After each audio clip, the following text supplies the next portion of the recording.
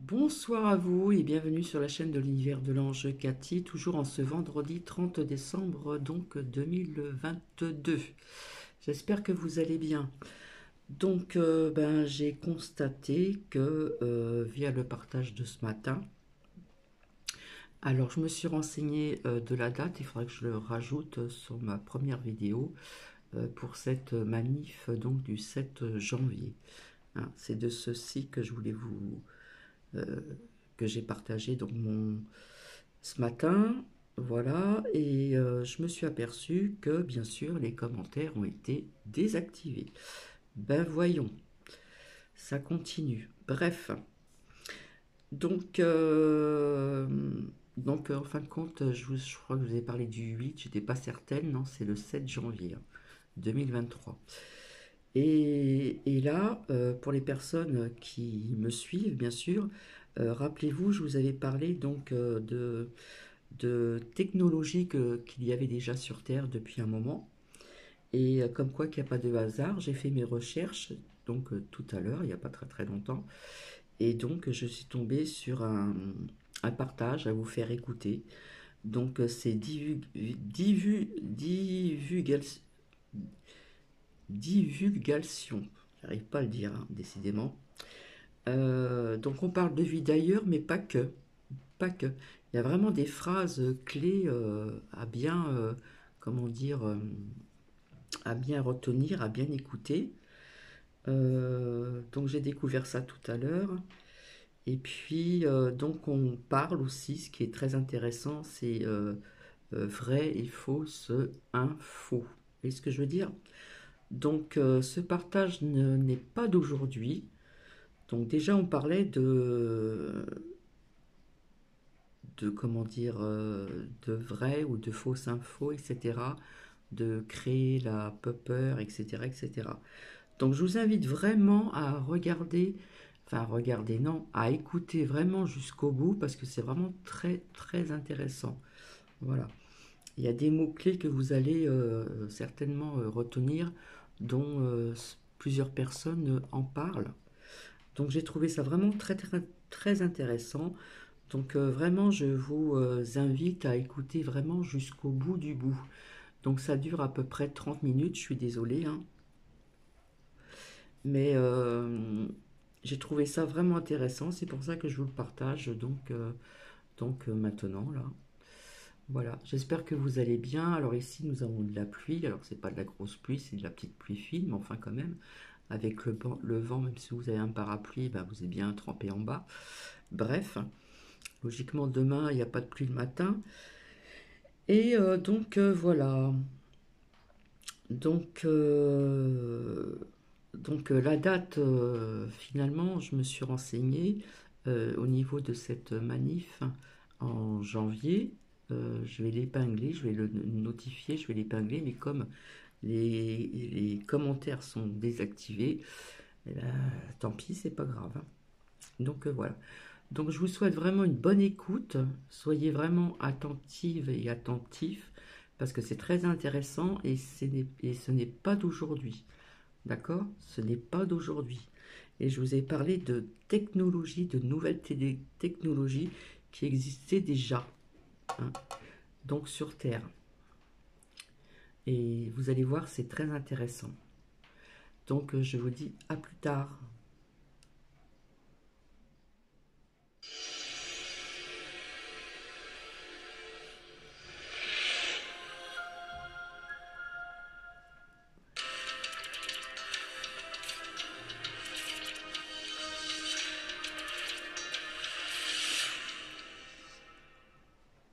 Bienvenue dans Divulgation avec le docteur Stephen Greer. Dans cet épisode, nous explorerons la désinformation et le rythme des divulgations. Bienvenue, docteur. Merci, heureux d'être avec vous. Sujet très important aujourd'hui. Absolument. Docteur Greer, depuis 2017, les médias grand public ont beaucoup parlé des PAN. Pouvez-vous nous éclairer sur ce sujet et nous dire ce que vous en pensez? Et pourquoi essaie-t-il vraiment de l'imposer au grand public? Eh bien, ce qui s'est passé, en fait, c'est que lorsque notre film non reconnu a été vu par plus de 615 millions de personnes, il y a eu une opération de contre-espionnage qui a publié la vidéo Tic Tac. Or, cette séquence Ils en ont autorisé une fuite contrôlée. Ce n'était pas une fuite, c'était délibéré. C'était un leurre. C'est ce qu'on fait à Washington. Et bien sûr, il a été ordonné aux grands médias de le couvrir. Rappelez-vous ce qu'a dit l'avocat Daniel Sheehan. La seule fois où vous avez obtenu une couverture de quelque chose, c'est quand c'est autorisé par la CIA et les gens de la communauté du renseignement. Dans les médias grand public, bien sûr, pas les médias marginaux. Donc une fois que cela a été diffusé, nous avons su qu'ils avaient appuyé sur la gâchette de la divulgation sous faux pavillon. Le résultat a été, bien sûr, que les grands médias du monde entier ont couvert l'affaire. Maintenant, tous ceux que je connais, les personnes de mon équipe qui travaillent pour Lockheed Skunk Works et qui sont dans l'industrie aérospatiale, ont immédiatement su que ces objets Tic-Tac étaient les nôtres, fabriqués par Lockheed Skunk Works et classés anti-gravité. Ensuite, la mascarade dans les médias grand public a été de dire, en affichant cet agnosticisme calculé, comme je l'appelle, bon sang, nous ne savons pas ce que c'est, nous allons leur donner un nouveau nom. PAN. En fait, ils le savent très bien. La To The Stars Academy a été créée en 2017. Elle était dirigée par le membre d'un groupe nommé Tom DeLonge. Mais elle a été récupérée par des membres de la communauté du renseignement et a été nourrie de toute cette désinformation. Il était convaincu que les extraterrestres étaient une menace. On lui a dit ce qu'il devait faire. En gros, il a été piégé. Le résultat, c'est qu'il faisait cela pour contrecarrer notre récit qui dévoilait les projets d'accès spécial non reconnus dans le documentaire non reconnu. C'est donc comme ça que les choses se sont passées. Depuis ce moment, bien évidemment, le bon côté des choses est que le sujet est devenu tendance. Parce que maintenant, il est dans tous les médias grand public, au lieu d'être toujours ridiculisé et rejeté. Le problème, c'est que chaque histoire à ce sujet contient une information qui dit que les Tic-Tac, et plus récemment, selon le sénateur Reid, les triangles au-dessus de notre contre-torpilleur étaient en fait russes et qu'ils étaient fabriqués par la main de l'homme. Mais en réalité, ils proviennent de nos projets secrets, à accès spéciaux, du désert de Californie et d'autres entrepreneurs aérospatiaux. Donc, le public est trompé. Et le Congrès aussi est trompé. Tout comme l'ont été les présidents. Il est donc très important que les gens comprennent que si c'est dans les médias grand public, il faut être très sceptique quant au discours et à ce qu'ils publient, parce que la plupart du temps, les images qu'ils publient sont celles d'engins connus, qui nous appartiennent.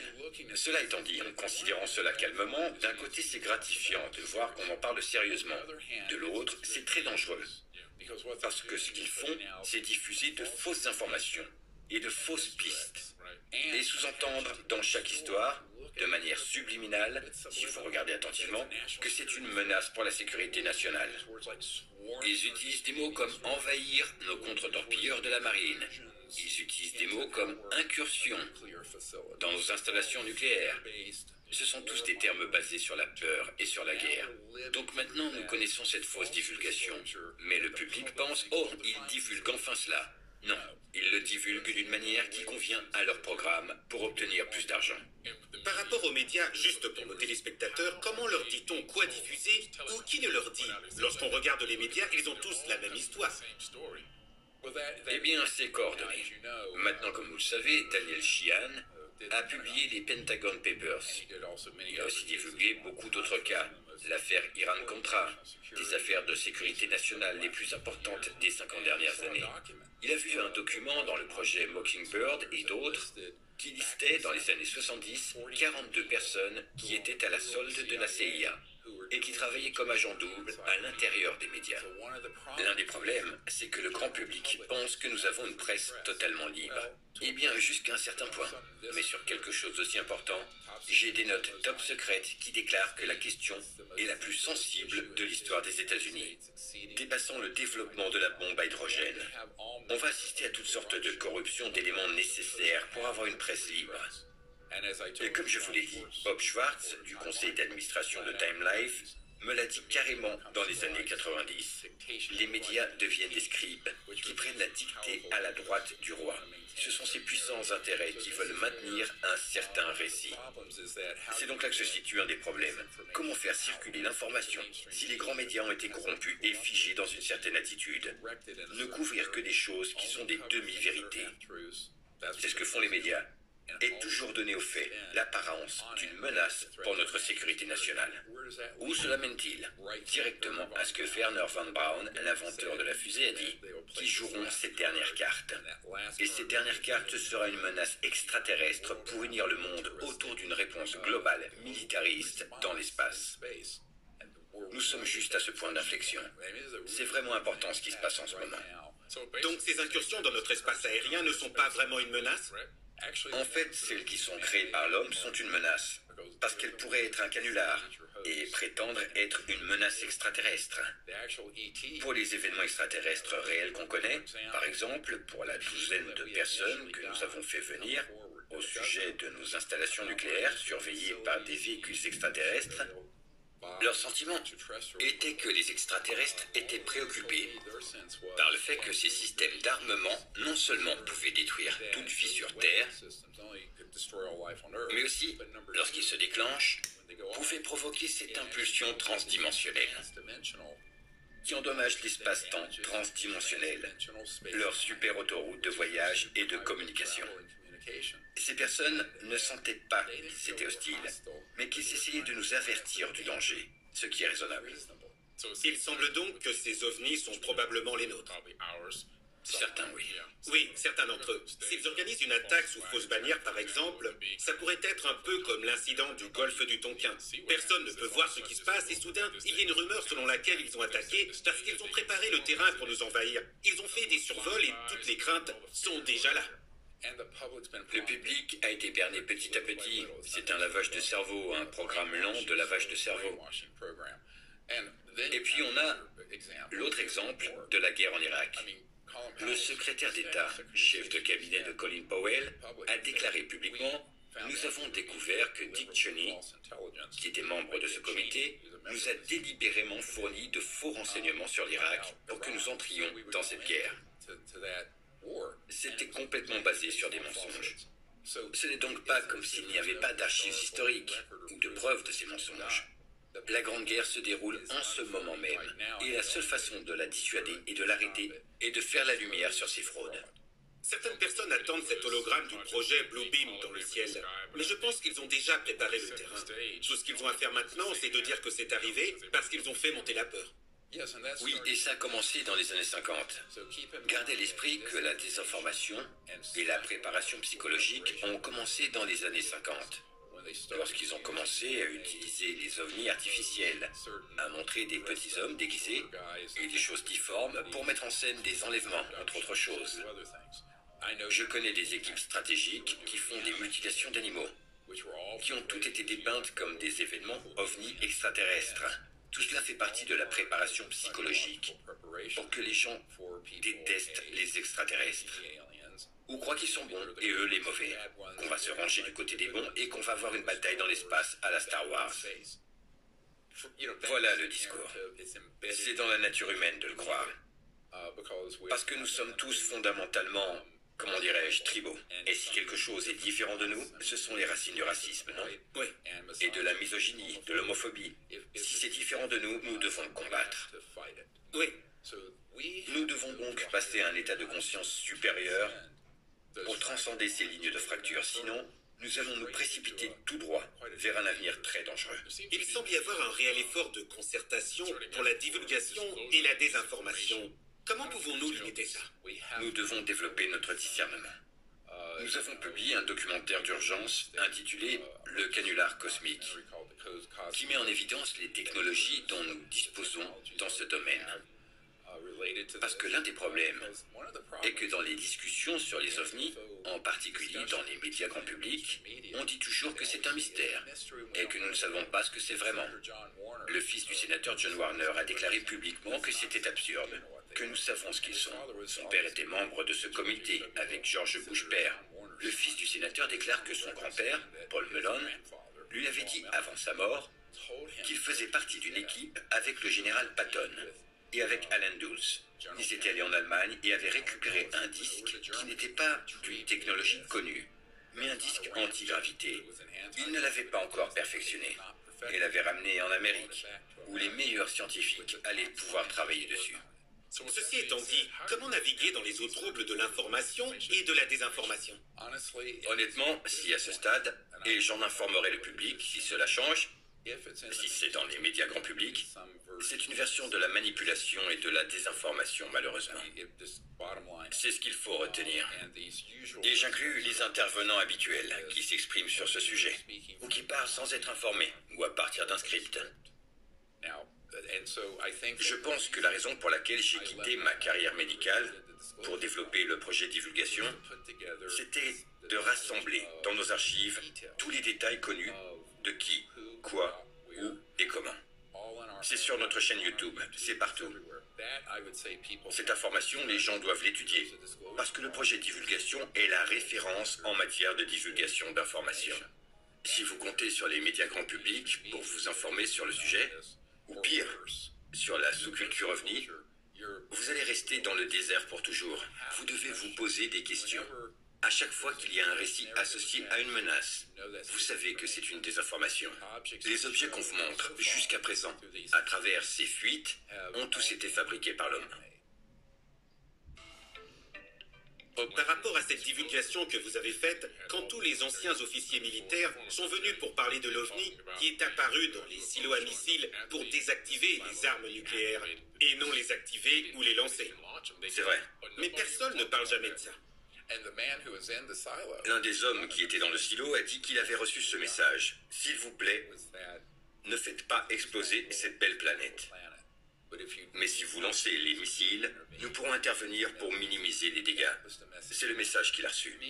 En attendant, quelques années plus tard, ces mêmes témoins seront reconditionnés dans cette narration d'invasion extraterrestre et d'incursion dans notre programme militaire.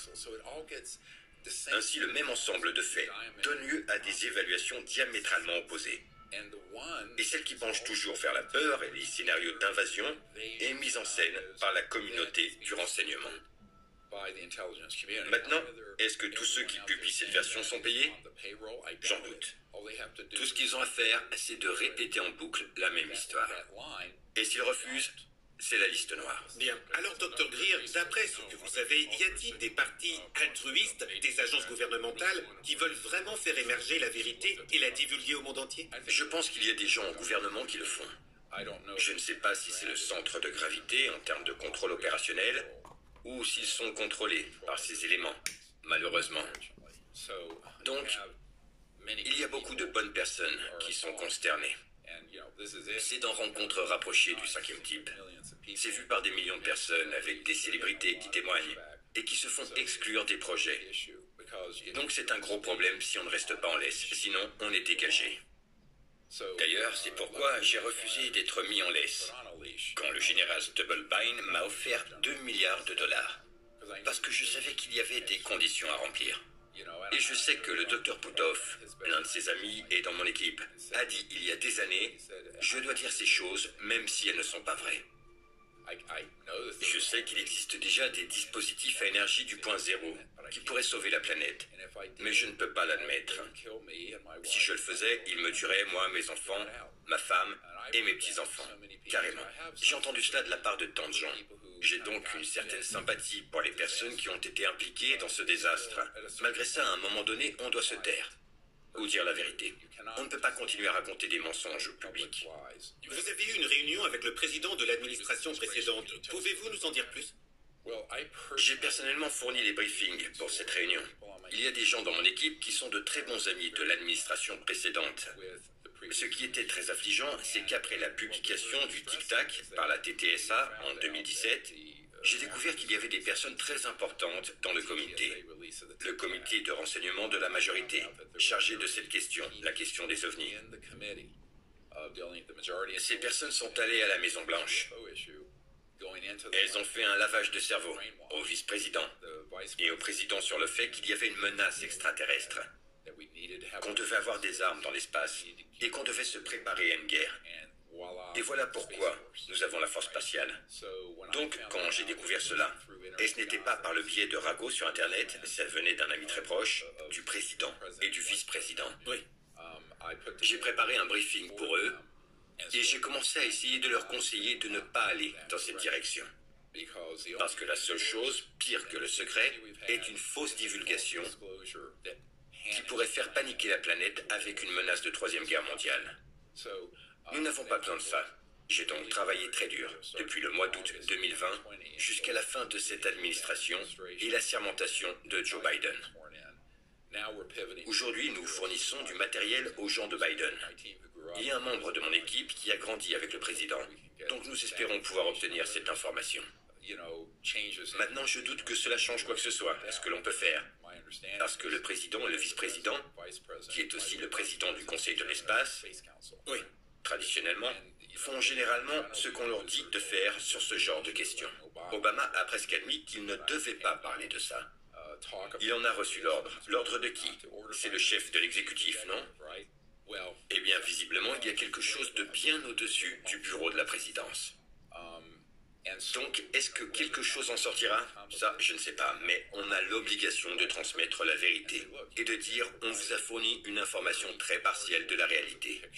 Elle a été tournée dans le sens d'une volonté de créer une guerre dans l'espace et de militariser l'espace et tout le reste. Ce qu'on vous dit n'est pas vrai. Vous avez été manipulé, tout comme l'a été Ronald Reagan. C'était également un républicain et un outsider. Il n'avait jamais fait partie du service de renseignement national. Donc ce genre de personne est une proie facile pour les gens qui viennent leur donner des informations tronquées. Comme Cheney a donné à Colin Powell des informations tronquées qui nous ont entraînés dans la guerre d'Irak. Il en va de même pour la question des extraterrestres et des ovnis. Donc, malheureusement, quand j'ai découvert tout cela, j'étais en mode d'urgence totale. J'ai réalisé un briefing vidéo de 20 minutes pour le président, le vice-président et pour Vladimir Poutine, qui leur a été remis en main propre. Et puis il y a ce document. Vous pouvez le consulter si vous voulez. C'est le document du briefing présidentiel qui a été remis au président et au vice-président. Nous le mettons à jour pour chaque administration, chaque fois que nous obtenons de nouvelles informations importantes. Ce qui m'a toujours un peu dérouté, c'est que j'ai remarqué que nous avions le commandement spatial depuis des années, et maintenant, tout d'un coup, nous avons dû obtenir la force spatiale. Et je me dis que nous avions déjà un commandement spatial militaire. Quelle est la différence? Oui, le commandement spatial est depuis longtemps une division interagence du Pentagone, chargée de coordonner les activités dans l'espace, les satellites militaires et autres. La force spatiale est une toute nouvelle branche de l'armée. Nous avons la marine, les Marines, l'armée de l'air, l'armée de terre, les gardes-côtes. Ça, c'est un nouveau projet. Et cela lui confère un statut plus officiel. Un financement qui s'appuie sur le commandement spatial américain. La marine, le réseau Deep Space et toutes ces choses. Mais tout cela est un préliminaire pour dire au public que nous devons nous engager dans un conflit dans l'espace. Mais si on connaît un peu la science, si on regarde cela en tant que scientifique ou physicien, les technologies que nous développons, auxquelles Benrich a fait allusion, vont bien au-delà de ce que l'on voit dans Star Trek ou dans Star Wars. Et puis, si ces civilisations extraterrestres sont des milliers et des millions d'années plus avancées que nous, tous ces systèmes militaires utilisés dans un conflit de type militaire, produiraient une détonation d'une nanoseconde, détruisant les deux planètes, la planète entière. Donc, ce n'est tout simplement pas possible, à moins qu'on veuille un événement de type extinction. D'accord. Je veux dire, il y a des fous là-dehors. On les appelle les eschatologues, des gens qui étudient la fin du monde et qui veulent que la fin du monde arrive. Mais à moins qu'on ne soit un fanatique absolu, qui veut voir la fin du monde, ce n'est pas une très bonne nouvelle. Je pense que c'est la raison pour laquelle il n'est pas plausible que nous puissions nous engager dans ce genre de conflit. Mais cela créerait des trillions de dollars de financement pour le complexe militaro-industriel et les industriels qui sont derrière une grande partie de cette manipulation. Alors qui en profite? Les gens qui bénéficient de ces guerres ne sont pas ceux qui sont bombardés. Ce ne sont pas nos soldats qui se font exploser. Ce n'est pas le contribuable américain. Ce n'est pas la biosphère de la Terre. Ce n'est pas l'avenir de l'humanité. C'est un certain groupe de personnes qui profitent de ce genre de conflit. Oui, juste comme le... Et le plus important, ce n'est pas le terrorisme ou l'Union soviétique et la guerre froide. Ça, c'est ce qu'ils planifient depuis des années. Wesley Clark, le général 4 étoiles, en a également vu une partie et l'a admis sur Democracy Now! Oui, à l'écran. Oui, à l'écran. Et pour chaque général comme Wesley Clark, j'ai parlé à 10 personnes. Comme Carol Rosin, qui a compris la manipulation quand elle était cadre dans l'aérospatiale. Wow. Le public doit comprendre que c'est le genre de manipulation qui se produit. C'est comme quand les Who chantent « Nous ne serons plus dupés ». Oui. Après le Vietnam. Eh bien, nous avons été dupés. Il est temps pour nous de ne plus nous laisser berner. Nous devons nous lever en tant que peuple et dire que nous n'allons pas être trompés, que nous voulons la vérité, que nous voulons la paix sur la planète et que nous voulons la paix dans l'espace. Alors, Dr. Greer, les contacts avec des extraterrestres sont-ils strictement entre les mains du complexe militaro-industriel ou est-ce que des gens ordinaires peuvent le faire? Eh bien, le pire des scénarios serait que le contact avec ces civilisations soit laissé aux militaristes. Oui. Notre département d'État, ou les Nations Unies, que j'ai conseillé à plusieurs reprises lorsque j'étais à l'ONU, ne sont pas prêts à prendre une initiative dans ce sens. Heureusement, le gouvernement français l'a fait. Il y a quelques années, ils se sont engagés à établir un contact pacifique. Je suis allé là-bas et j'ai aidé l'amiral Moran et d'autres. Le document rédigé à ce sujet est le plus important sur les ovnis jamais écrit. Et ce qui est intéressant, c'est que l'initiative Contact CE5 est une anecdote dans le piège continu de tout ça, dans un projet noir de l'armée. Parce que pourquoi devrions-nous, nous, les habitants de la Terre, céder ce territoire à des gens qui sont des sociopathes et qui veulent une guerre sans fin? Ce sont peut-être des sociopathes avec des postes à responsabilité, mais ça reste des sociopathes. Je pense que nous, les gens qui voulons la paix, un monde meilleur et un monde éclairé, devons sortir et utiliser des protocoles de contact CE5. J'ai fait le modèle, faites le vôtre, allez-y. Et montrez à ces civilisations que la plupart des humains ne sont pas comme ça. Ils le savent déjà, mais nous devons réellement le mettre en pratique. Je pense donc que la façon dont tout cela va se résoudre est dans la conscience des masses. La conscientisation, le champ morphogénétique de cet effet 1%. Imaginez si 1% de la population mondiale méditait. Voyez à distance, prenez contact. Cela représente 75 millions de personnes, mais c'est faisable. Certaines des célébrités avec lesquelles je travaille ont 100 millions de followers. Je pense donc que c'est éminemment faisable. Il faut beaucoup de travail pour organiser la base et ne pas laisser le processus se faire du haut vers le bas. Du haut vers le bas, parce qu'au sommet de la pyramide se trouvent des gens qui sont accros à la guerre interminable, parce qu'elle profite à leur contrôle centralisé et à leur pouvoir sur la population, à leur contrôle sur l'économie et à leur pouvoir. Je pense que nous devons dire, écoutez, c'est nous le peuple qui allons agir.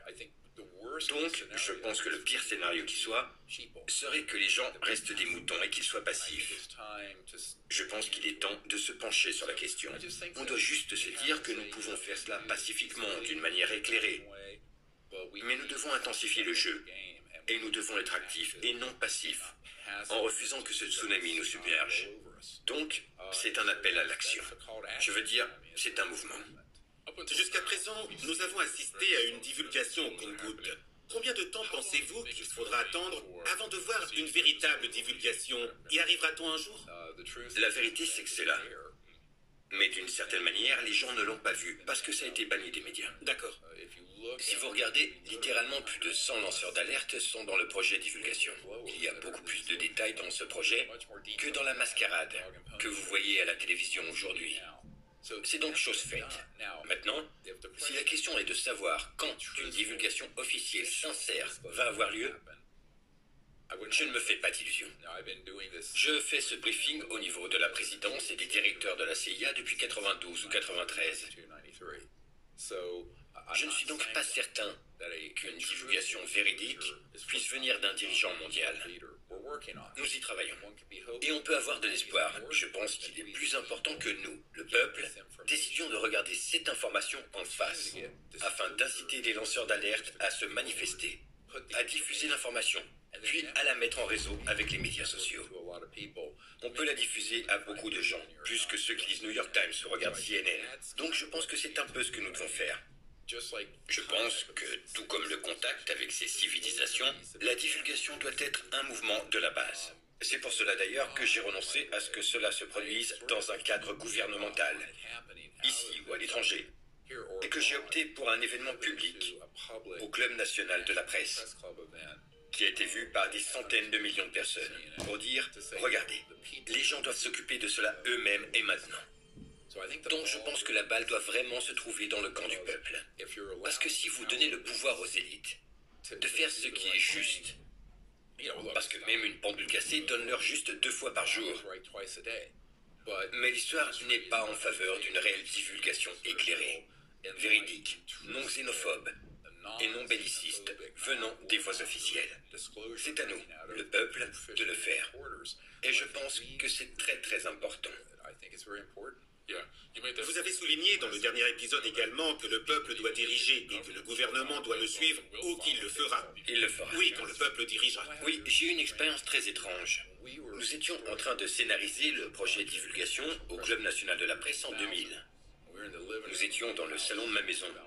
Je vis dans une ferme à la campagne, en bas de la route de la maison de Thomas Jefferson.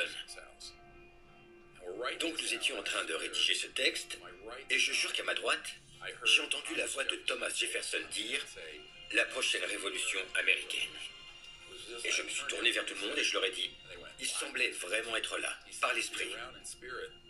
Je pense que nous devons considérer cela.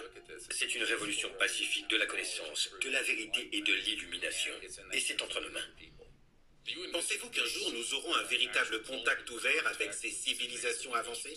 Ah oui, toute l'initiative en cours de Contact CE5 le prouve. Si vous considérez les preuves et les expériences de milliers de personnes qui font cela, c'est justement en train de se produire maintenant. Mais encore une fois, les grands médias ne montrent pas les événements de contact, type rencontre rapprochée du 5e type. Même s'ils sont stupéfiants et qu'il y a des photos, des vidéos et de multiples témoins, on pourrait penser que cela ferait la première page, mais ce n'est pas le cas, parce qu'ils ne veulent pas que le public le sache. Il n'y a qu'une seule chose plus dangereuse pour eux que la divulgation de leurs petits secrets militaires. C'est que les médias de masse fassent savoir au public qu'on peut entrer en contact avec ces civilisations et qu'on n'a pas besoin du gouvernement. Contournez-le. N'attendez rien du Pentagone, n'attendez rien du gouvernement. Et faites-le en tant que citoyen de l'univers. En tant qu'habitant, en tant que résident du cosmos. Je pense que c'est vraiment ce qui donne le pouvoir. Et c'est en train de se produire. Maintenant, à un moment donné, je pense qu'il y aura un événement de contact ouvert. Mais nous devrons nous assurer que cela ne soit pas interprété comme une invasion extraterrestre. C'est là l'un des vrais problèmes. Parce qu'encore une fois, comme dans le cas du nucléaire, on peut prendre le même événement et l'orienter dans une direction qui galvanise la peur. Parce qu'ensuite, par la peur, vous pouvez contrôler les gens. La peur tue la pensée. La peur tue l'esprit. Donc je pense que ce qui va se passer, c'est que le public va devenir suffisamment éveillé et conscient pour faire la différence entre le faux récit et la vérité. Si les gens progressent et sont prêts pour un contact ouvert, et ce dans le monde entier, alors ça se produira. Mais nous avons du travail à faire d'ici là. Merci, Dr. Greer. Merci à vous. Je suis Billy Carson. Merci d'avoir regardé Divulgation avec le Dr. Stephen Greer. Voilà, c'est terminé. Donc, j'espère que cela vous a plu. Alors, comme vous l'avez constaté, il y a des phrases, des mots-clés qui sont vraiment donc importants. Donc, comme quoi que cela existe depuis longtemps, vraie ou fausse info, on attise la peur depuis très très très très longtemps aussi. Voilà, il y a vraiment des phrases clés, très courtes, et des mots-clés. Donc, si éventuellement les commentaires sont hop, vous voyez ce que je veux dire, vous pouvez en mettre sur la communauté. Quand je marque, souvent je marque, je vous envoie des petites photos pour dire bonjour, au revoir, des choses comme ça. Voilà, donc j'espère que cela vous a bien plu. Donc c'est vrai qu'il n'y a pas très longtemps, je vous ai parlé de technologies qui existaient déjà ici sur Terre, et quelque part je ne me suis pas trompé, puisque j'ai découvert ce partage-là il y a très peu de temps, juste avant de venir. Voilà, je vous embrasse et je vous dis à bientôt, bisous bisous.